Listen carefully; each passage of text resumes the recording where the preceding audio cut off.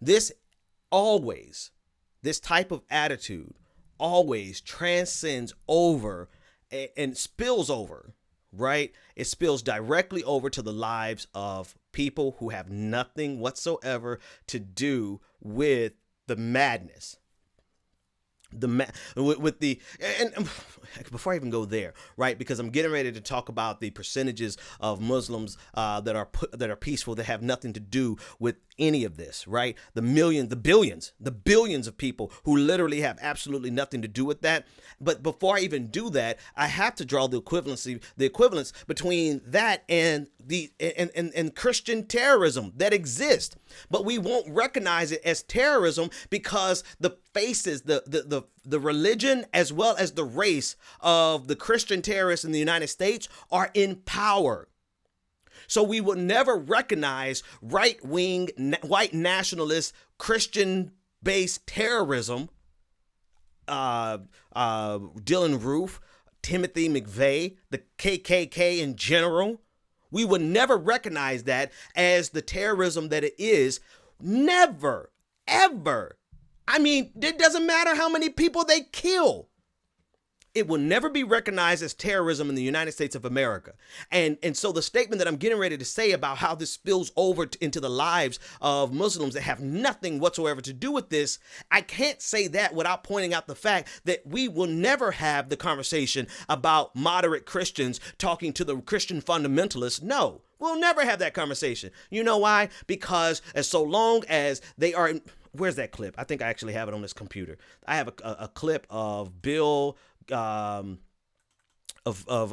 Bill O'Reilly, no longer on television, right? But he said he said that America is run by white Christian men. And so long as that's the baseline from which we view everything else in America, there will always be this propensity to never view white Christian terrorism by men.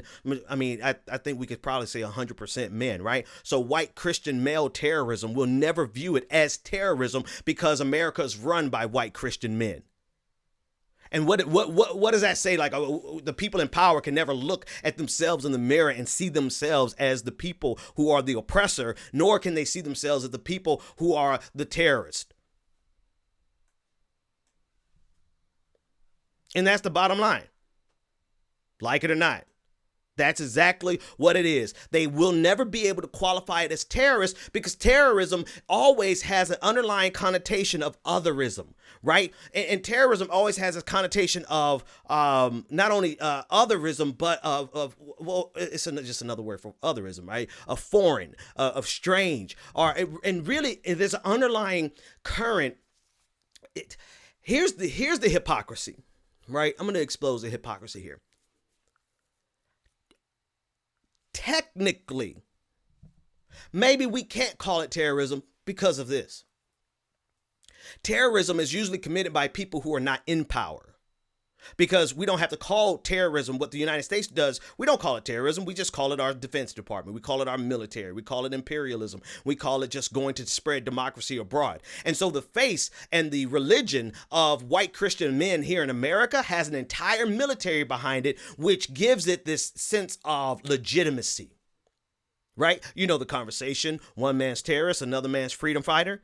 In the United States, we have an entire terrorism machine that we spread abroad, killing millions of people abroad every single year like it's nothing, causing havoc and terror in the lives of people based on political purposes. And so there's no need to call it terrorism when it's a white Christian male here domestically, because we have terrorism that's carrying the message of white Christian men abroad, internationally.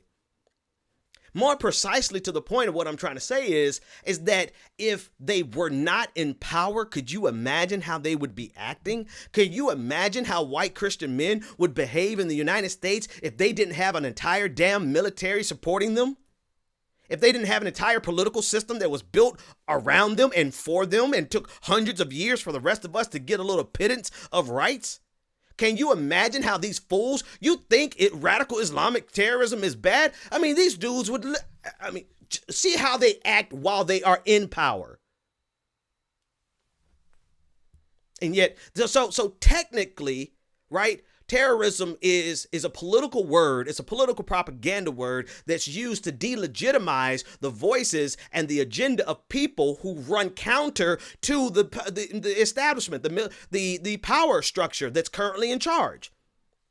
So it's a perfect word. And so, of course, white people, white Christian men would never put this propagandistic tool word against them because it delegitimizes them. You want to delegitimize somebody in the United States, call them a terrorist. And then you no longer care about what they do and why they do.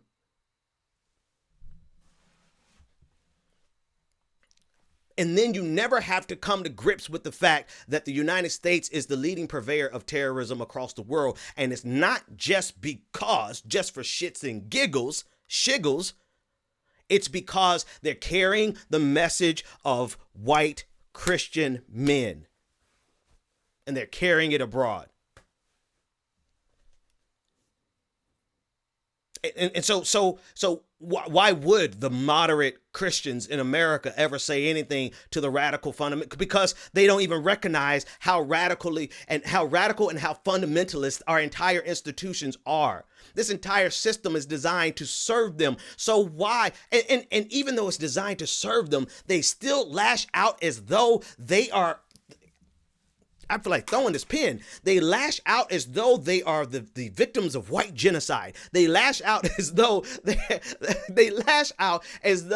are the ones that are being discriminated against. The majority of white Americans actually feel like white people are discriminated against in America. I mean, really, Sway? Come on, let's really think about that, right? And so even though they have an entire empire designed to lift up their voices, to lift up their concerns, to spread their political desires abroad, to spread their economic desires abroad. They have an entire empire at their disposal, yet they still have the nerve to consider themselves as the oppressed people. Now imagine if they actually were oppressed. Imagine if they had an entire military that came to their home, occupied their nation, killed their women, their children, do to them what we've done throughout history, throughout American history.